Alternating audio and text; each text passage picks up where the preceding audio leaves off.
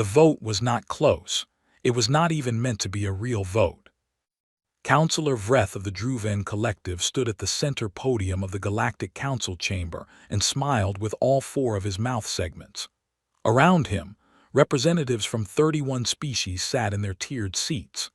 The chamber was wide and cold, built from pale stone mined out of a dead moon, and sound carried in it the way sound carries inside a throat, everything swallowed, nothing lost. Ren Havard had been speaking for 9 minutes when Vreth interrupted him. Ren was human. He was tall by human standards, not by galactic ones. He wore a plain gray diplomatic suit and carried a data folder under his arm. He had spent 4 months preparing the proposal he was presenting, a shared-use trade corridor through the outer ring of disputed neutral space, structured so that every species with active shipping routes would benefit. He had run the numbers 6 different ways. He had consulted 11 trade councils. The math was clean. Vreth cut across his words without raising a hand. "I apologize," Vreth said, not sounding apologetic at all.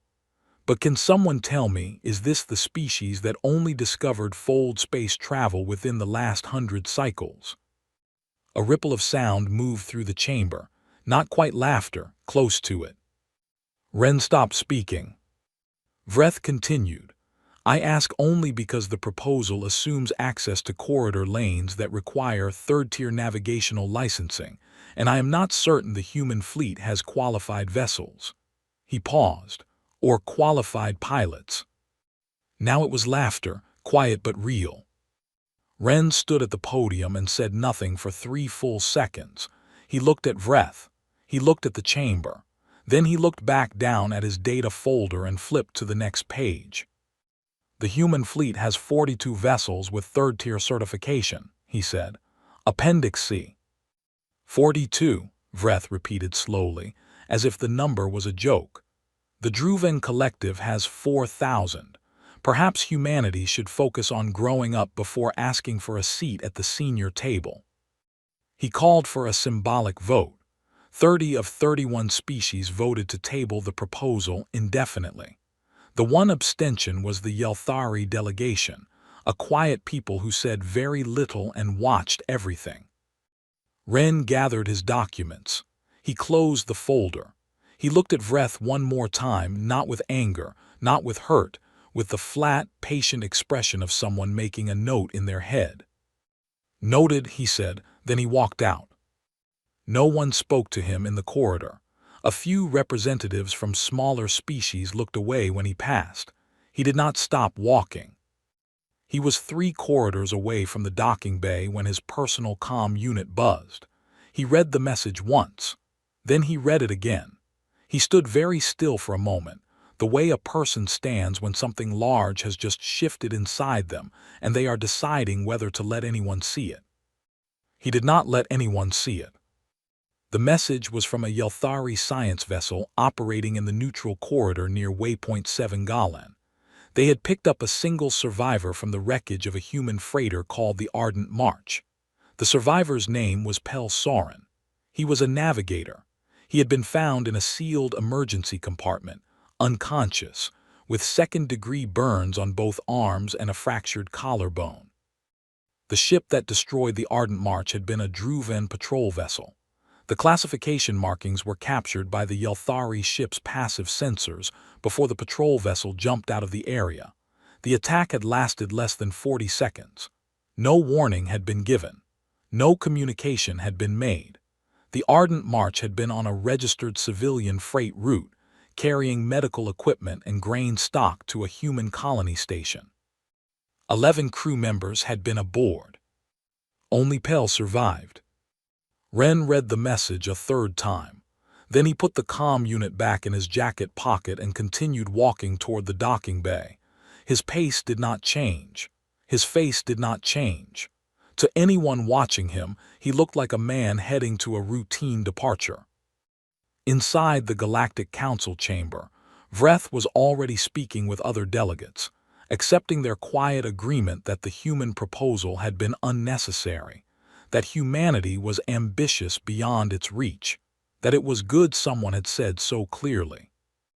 General Harko, the Druven military commander who had been present that day as part of Vreth's delegation, did not join those conversations.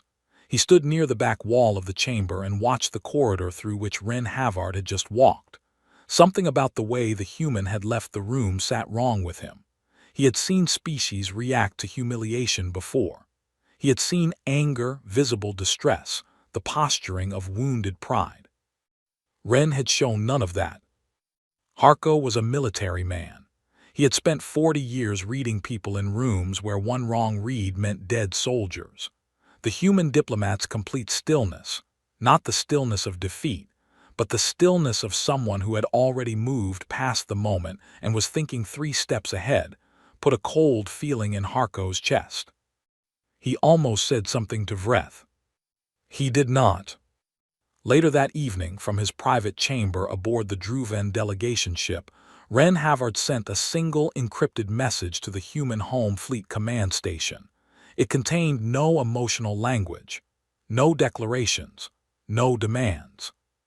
It contained only a timestamp, a set of sensor coordinates, a vessel classification code, and 11 names. The 11 names were the crew of the Ardent March. He pressed send, then he went asleep. Pelsorin did not cry when he gave his account to the Yelthari medical team. He did not cry when the Yelthari doctor, a narrow-bodied being named Seleth who communicated through color shifts in her neck frills, asked him to describe what he had seen in the final moments before the Ardent March broke apart. He answered every question in a flat, even voice, and when it was over, he asked for water and a writing pad. Seleth observed this with great attention. She had treated many species in her career. Most of them, when they survived something that killed everyone around them, showed it somewhere in their hands, their breathing, the way they avoided certain words. Pel showed nothing. She noted in her medical log that this was either a sign of deep shock or a sign of something she did not fully understand about humans. She suspected the latter. He recorded his account himself, in writing without being asked. He described the patrol vessel emerging from a short fold jump without any standard identification broadcast. He described the single targeting sweep that hit the Ardent March across its cargo midsection. He described crawling into the emergency compartment with 2 other crew members, and he described the fact that the compartment's seal held while everything outside it did not. He wrote about what he heard through the hull before communications died. He did not editorialize. He did not use adjectives like brutal or cowardly or wrong. He wrote what happened in the order it happened, with timestamps from his personal log device. He handed the finished account to Seleth and asked her to transmit it to both the Galactic Council Record Office and to the Human Diplomatic Station. She sent it within the hour. For 11 days after that, nothing came back. Vreth's office received the transmission and logged it under pending correspondence. His communications secretary flagged it as a likely precursor to a formal protest filing. Vreth looked at it briefly during a morning briefing, made a dismissive sound, and moved on to other business. He had 3 trade deals in negotiation and a border redefinition hearing coming up. A human shipping complaint was not high on his attention list. Other species in the council watched and waited. The Yelthari delegation kept quiet, which was normal for them. The Emreni Compact, who had been among those who laughed in the chamber, sent a private communication to their home government noting that humanity had gone unusually silent and that this might be worth monitoring. Their home government replied that humans had a history of strong emotional reactions followed by very little follow-through, and that they should not read too much into silence. The Emreni delegate was not fully satisfied with this answer, but she filed it and said nothing publicly. On day 3, every human research station within range of Druven-adjacent space went dark on standard communication channels. Not off dark, they were still operating. Sensor readings showed power signatures, but outbound signals stopped. Traffic that had been regular and readable simply ceased. On day 5, Admiral Dara Osei brought 3 fleet groups out of reserve status. No announcement was made. The orders moved through internal military channels that were not connected to any broadcast the Galactic Council monitored. The ships did not move toward Druven space. They moved to a set of coordinates that sat behind a dense stellar dust field in the far outer zone, a place where passive sensors from other species would register nothing useful. On Day 7, every human shipping vessel within 6 sectors of Druven territory filed course corrections that pulled them away from their usual lanes. The corrections were small enough to look like routine traffic management. Taken together, they formed a clean withdrawal boundary. General Harko noticed on Day 8. He ran the pattern 3 times because he did not trust his first reading. Then he called his senior analyst and asked her to run it independently. She came back with the same result. Every human vessel near Druven space had quietly moved back beyond a consistent sensor range threshold. Every human station in the adjacent zone had stopped broadcasting, and based on the last known positions of 3 specific human fleet groups, their current locations were unknown. Harko sat with this information for a long time. He then wrote a memo to Vreth. He kept it short because Vreth did not read long documents. He wrote, "The human response is not going to be a protest filing. They are repositioning. I do not yet know for what. I recommend we take this seriously." Vreth read the memo during a dinner gathering that evening between his second and third courses. He set it down on the side of his plate and said to the colleagues around him with a short laugh, "Harko thinks the humans are planning something. 42 ships with 3rd-tier certification." He picked up his utensil again. "Let them reposition." Everyone at the table found this appropriately funny. Harko was not at the table. He was in his private office, looking at the gap in the sensor record where the human fleet group should have been, and feeling the kind of feeling that a lifetime of military experience had taught him never to ignore. On Day 11, Pelsorin was cleared for travel by the Yelthari medical team. Seleth handed him his discharge documents and asked, carefully, whether he had received any response from his government. Pel looked at her. "Not yet," he said, "but they got the message." He said it the way someone says a thing they are completely sure of, without needing it confirmed. Seleth watched him walk down the corridor toward the transit bay. Her neck frills shifted through a pale, uncertain yellow, the color her species used for situations they had not yet found a word to describe. Speaker Nalo walked into the Galactic Council chamber on the 12th day, carrying nothing except a single folded document in her left hand. No staff, no data display, no second chair pulled up beside her at the human delegation table. She wore a dark coat with no rank markings, which was unusual for a species representative of her standing. The chamber had been called to session for a routine border registry update between the Emreni Compact and the Pelosian trade arm, and most of the delegates had shown up expecting a quiet procedural morning. Nalo waited until the presiding clerk opened the floor for secondary agenda items. Then she stood up.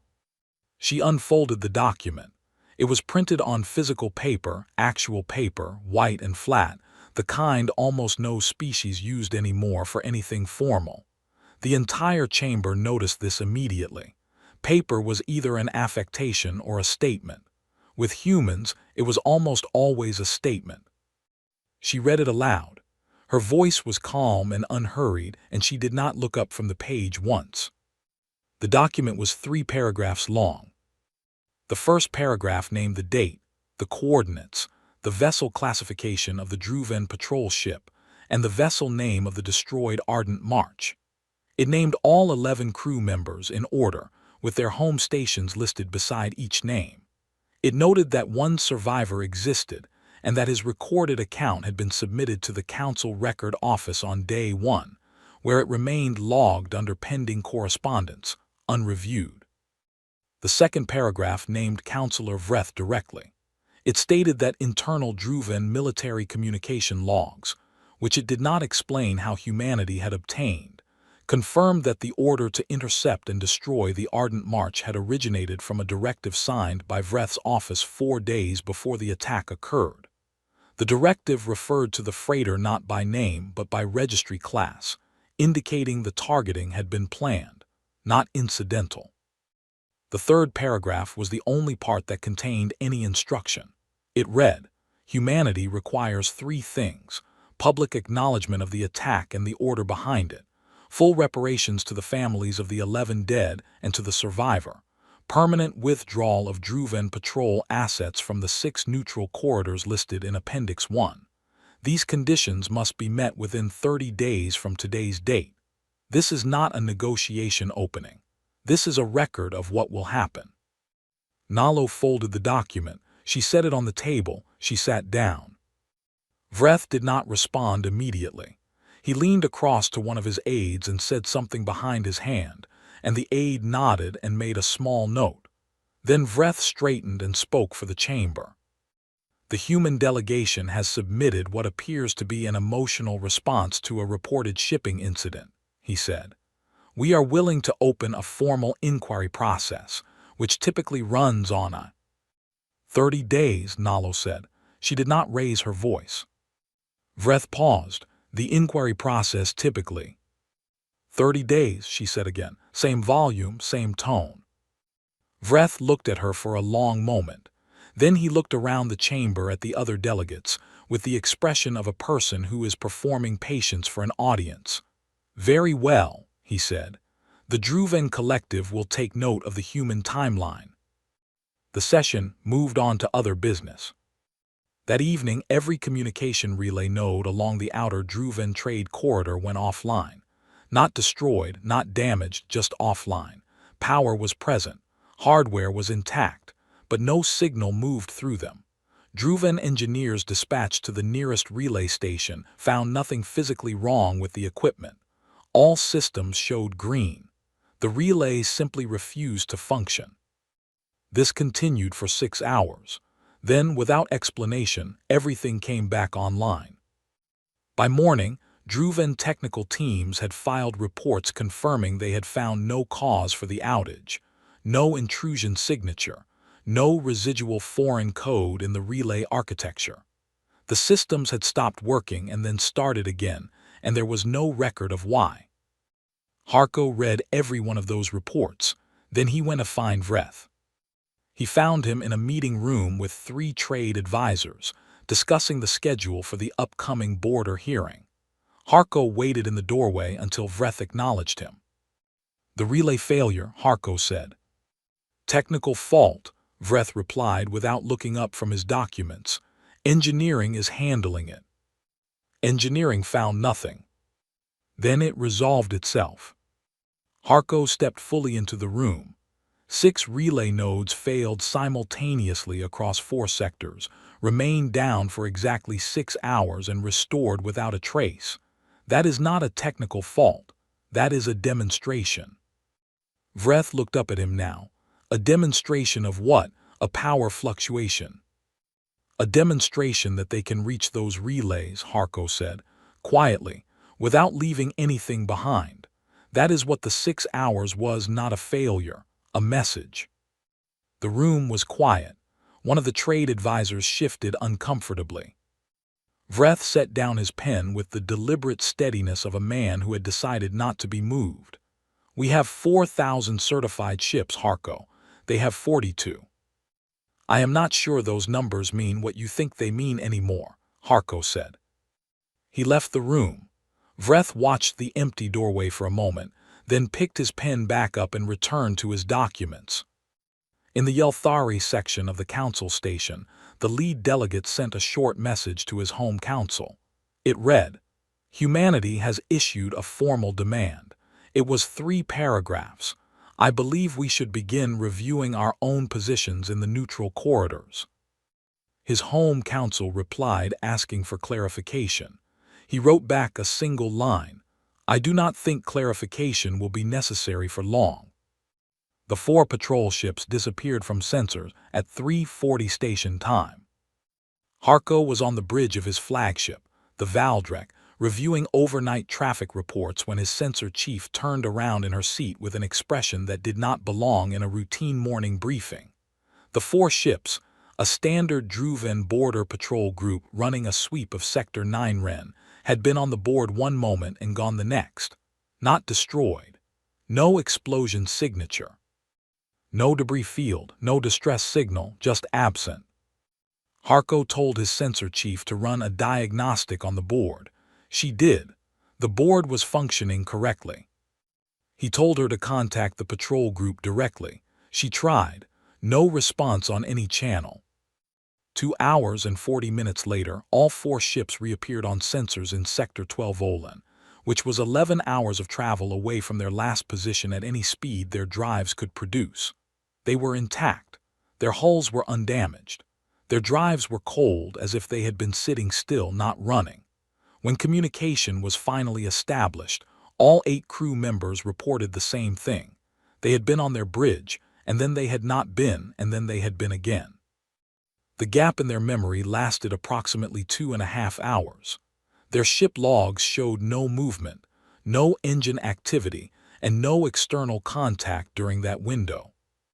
They had simply been somewhere else. Harko sat with this for a long time. He was still sitting with it when the second event happened, a full day later, 17 sectors away. A Druven communications hub serving 3 border stations began routing its outbound traffic through an unregistered relay node that had not been there in the morning. Druven technicians who located the node described it as a piece of human relay hardware, compact, attached to the outer hull of the hub station, with a mechanism they did not recognize. When they attempted to remove it, it detached cleanly and then simply was not in the technician's hands anymore. There was no record of how it left. Then Admiral Dara Os broadcast on an open channel. It reached every communication receiver in 6 sectors simultaneously.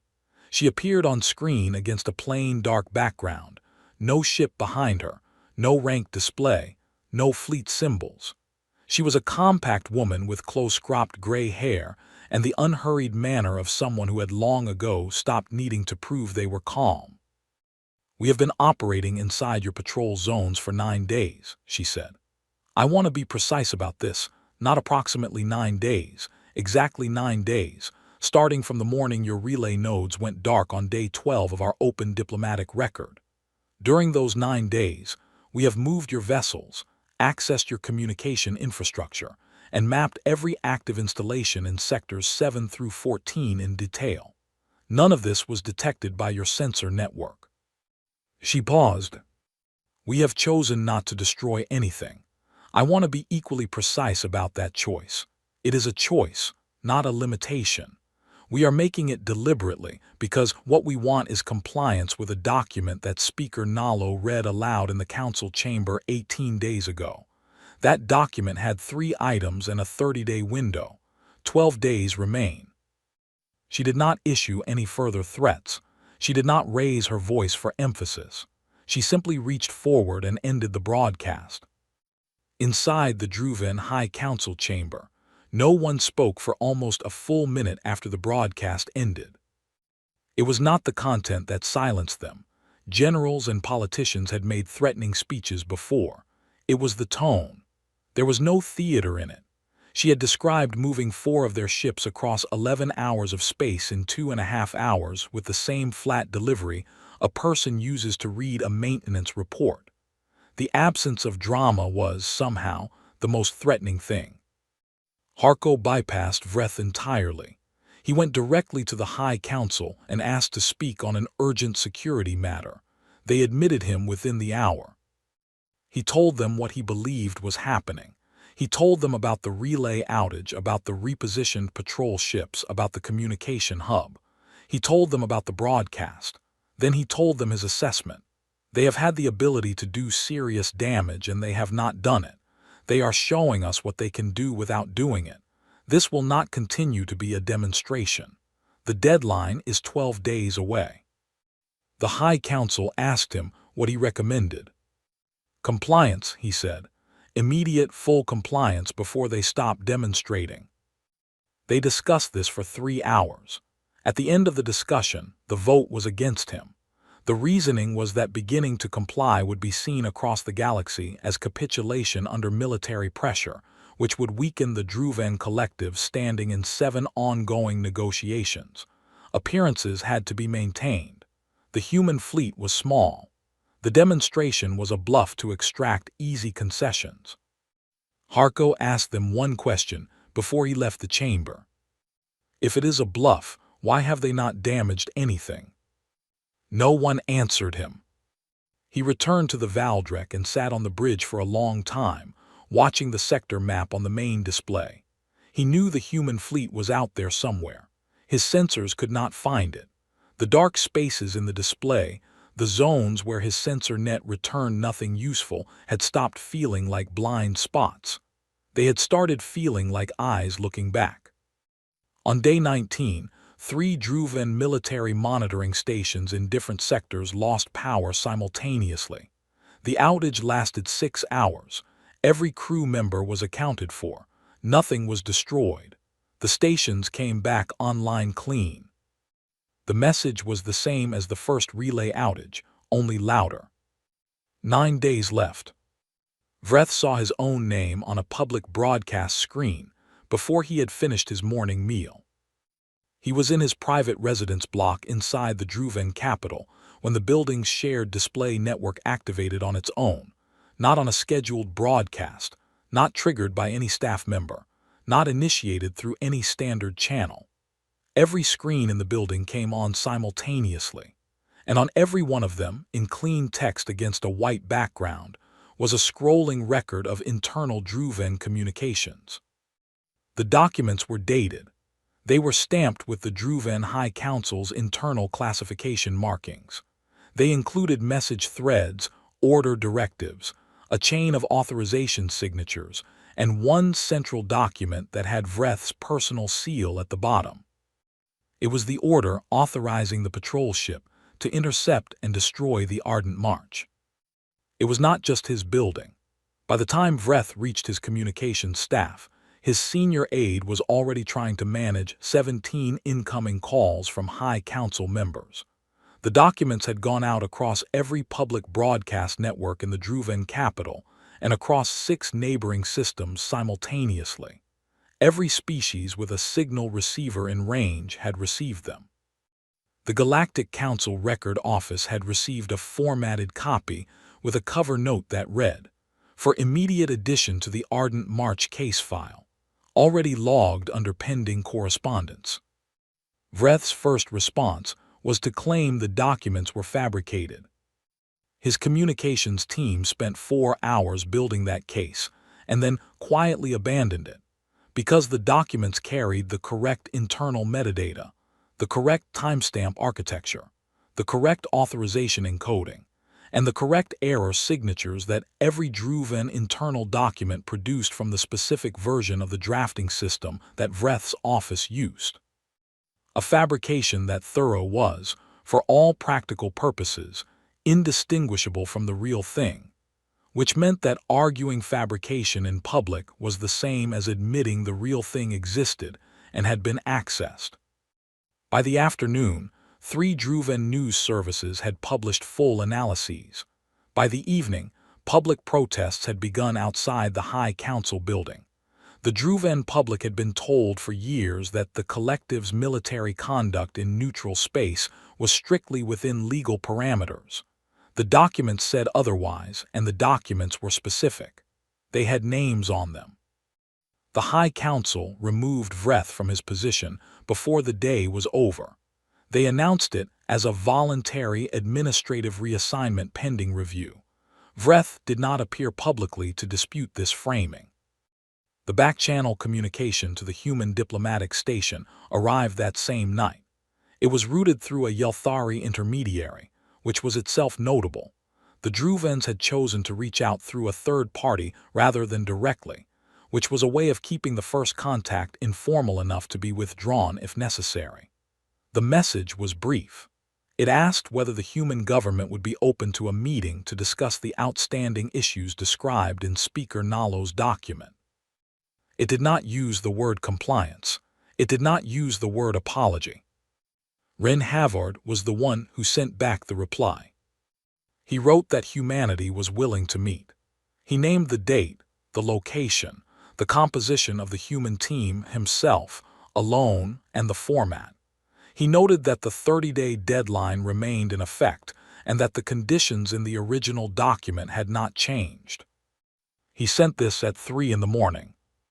From a small desk in his transit quarters aboard the Fleet Command Station, which was still sitting in the dark zone behind the stellar dust field. He had been sleeping badly. He often slept badly after things like the Ardent March. He had learned not to fight it. The meeting was held on day 26 at a neutral station jointly administered by the Yelthari and the Pelosian Trade Arm, a station chosen specifically because neither party had leverage over its governance. Ren arrived alone, as stated. The Druven delegation arrived with 4 people, which was a small group by their standards. General Harko was among them. Vreth was not. Before the formal session, Harko asked to speak with Ren privately for 10 minutes. Ren agreed. Harko did not make excuses and Ren did not ask for them. Harko said he had flagged the situation early and been overruled, and he named the dates of his memos, not to claim credit but to be accurate. He was a military man and he preferred accuracy. Then he asked the question that had been sitting in him since day 12. How did you know we would not simply attack you? You sent 1 diplomat into a meeting room. Your fleet was hidden. If we had responded with a strike on your home stations instead of the demonstrations, if we had chosen to escalate rather than wait, the outcome could have been different. Ren looked at him for a moment. Could it have, he said. Harko held his gaze. After a few seconds, he understood what the question meant, that the human fleet had not been hidden for safety but positioned. That if the Druven response had been a strike, the demonstration phase would have ended and something else would have begun. That the patience was not vulnerability. It was restraint. How long were you prepared to wait? Harko asked. As long as it took, Ren said. We have done this before.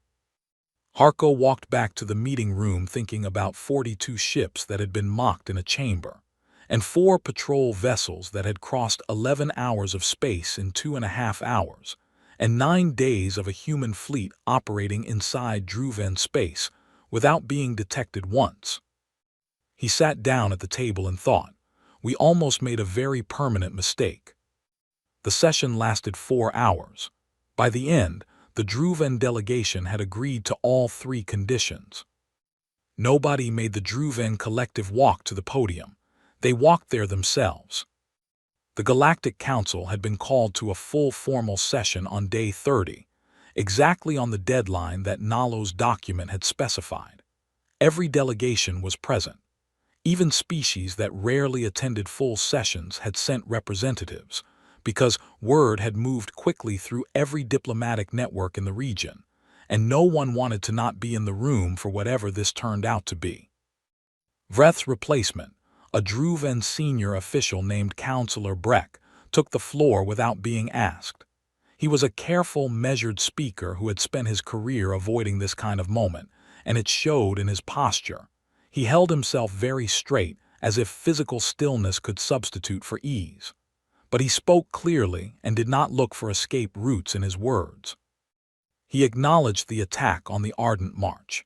He named it as an authorized action carried out on orders that originated within the previous administration of the Druven Collective's diplomatic office. He stated that the authorization chain had been confirmed, that the responsible parties had been removed from their positions, and that the Druven Collective accepted full responsibility. He named the reparations amount that had been agreed upon in negotiation. It was significant, and confirmed that transfer had already been initiated to the 11 families and to Pel Soren. He then confirmed the withdrawal of all Druven patrol assets from the 6 neutral corridors, effective immediately, with a monitoring agreement to be administered jointly by the Yelthari delegation and the Pelosian Trade Arm. When he finished, the chamber was very quiet. Pel Soren was sitting in the observer gallery above the main floor. He had been given access through a courtesy arrangement that the Yelthari delegation had quietly organized. He watched Breck deliver the acknowledgement from above, with the same stillness he had shown in the hospital ward months earlier. His arms were fully healed. He had gone back to work on a new freight run 2 weeks ago. He had not asked to speak today, and he did not want to. He had said what needed to be said in a written account on a Yelthari medical ward, and everything since then had been the consequence of that account being read. Speaker Nalo took the floor after Breck finished. She did not gloat, she did not make a long speech. She spoke for 4 minutes and she said plainly what she needed to say. Humanity does not seek control over this council or over any space that is not ours. We are not interested in dominance, but we are a species with a long memory and a clear sense of what we owe to our own people. The 11 crew of the Ardent March deserve this answer. They have it now. Let the record show it. She sat down. Around the chamber, other delegations were watching the human table. Some of them, the Mreni, several of the mid-tier trading species who had been quiet or laughing when Vreth mocked Ren's proposal, were sitting with the particular stillness of people who were doing rapid internal recalculation. The numbers they had been working with had been wrong. Their assessments had been wrong. Some of them were already thinking about what it meant to have been wrong, quietly, in a chamber where everyone had seen them get it wrong. The Yelthari lead delegate made a short procedural note that the Ardent March case file was now officially closed, and that the council record had been updated accordingly. Then, without any discussion being called for, the presiding clerk opened the floor for regular business. A delegate from the Orvith Union, a species that had never spoken to Ren directly, raised a card for recognition and submitted a request to schedule a bilateral dialogue session with the human diplomatic team at the earliest available date. 3 other delegations submitted similar requests within the same session. Ren Havard was not at the human delegation table during any of this. He had not been in the chamber since the session opened. He was sitting alone in the corridor outside, the same corridor he had walked through 2 months ago when Vreth had mocked him in front of 30 species and called for a symbolic vote to dismiss his proposal. He had his datapad on his knee.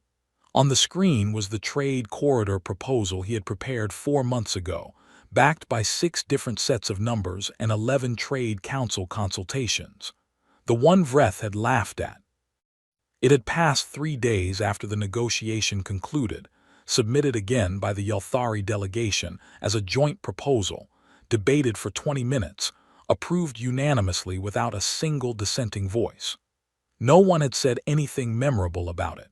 It had simply passed, the way sensible proposals pass when the room has run out of reasons to pretend otherwise. He read through it once. He did not feel triumphant. He felt something quieter than that, a kind of settled weight, the feeling of a thing being finished properly after a long time of it being unfinished. 11 names sat somewhere in the back of his mind, the way they had since the night he received that first message from the Yelthari vessel. They did not go away. He had stopped expecting them to. He closed the datapad, stood up from the bench and walked toward the docking bay. His ship was scheduled to depart in 40 minutes.